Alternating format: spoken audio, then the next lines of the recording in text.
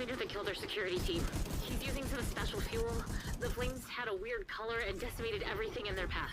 Oh. Please, be careful, Agent. You need to neutralize that cleaner.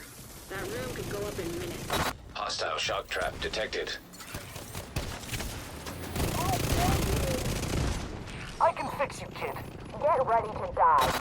What's up, agents, and welcome back to another Division build video. Today we're going to talk about Incursion builds, and this is 1-2 supplement videos I put out recently about group synergies, how to get more DPS in the Incursion.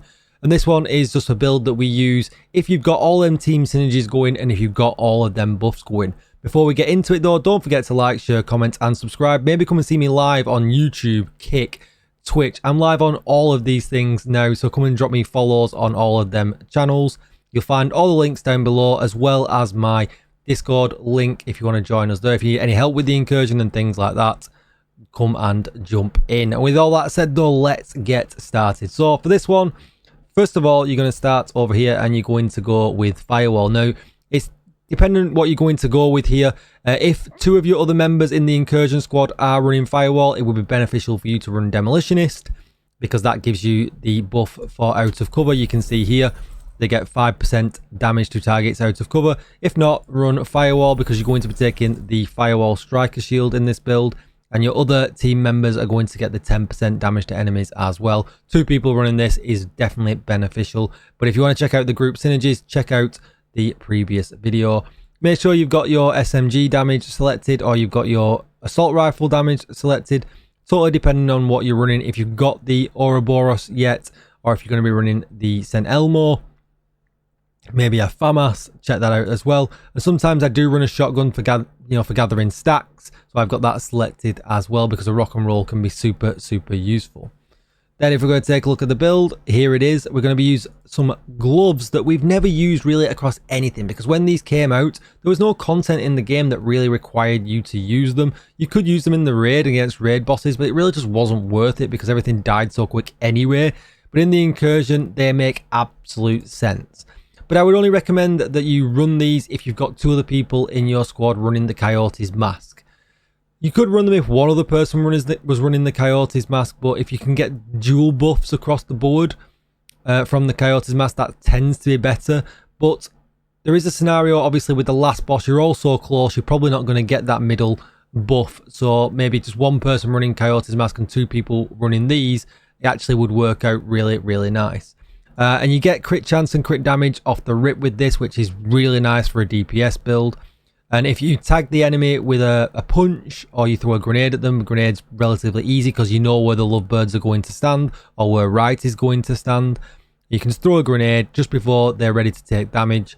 And when that grenade hits, they'll get 25% extra weapon damage. And that lasts for 60 seconds. It has a really small cooldown. It's only 60 seconds. The lovebirds are generally dead within 20 seconds anyway. The only thing with right, you generally can only use this twice, maybe on the first one and on the last one. It's generally not reset quick enough the minute, because the fight is pretty quick also. But these things are definitely worth putting in. And then it's just going to be really easy. You're going to want a groupo with crit chance and crit damage, because that gives us 15% brand set bonus of crit damage as well. This can be the mask, knees, or the holster, and then just 4-piece strikers across the board.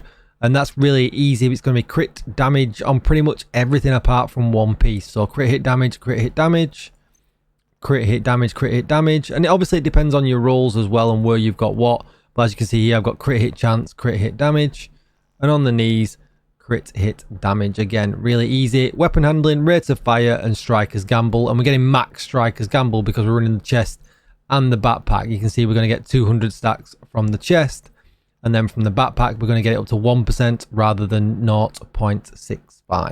And it just gives a huge amount of damage. The pulse I use in the lovebirds fight, because if you run the pulse, everybody gets 15% extra damage, amplified damage to pulse targets, because we're going to get an overcharge. But if we're in right, I run a decoy just to put off that chunga so we can get all the damage done on him first as well. And that's it. Really quick video. Really quick. I'll put a nice clip of us killing the bosses at the end. Really quick. But that's going to be it. Thank you so much for watching, agents. And I'll see you all in the next video. Bye bye.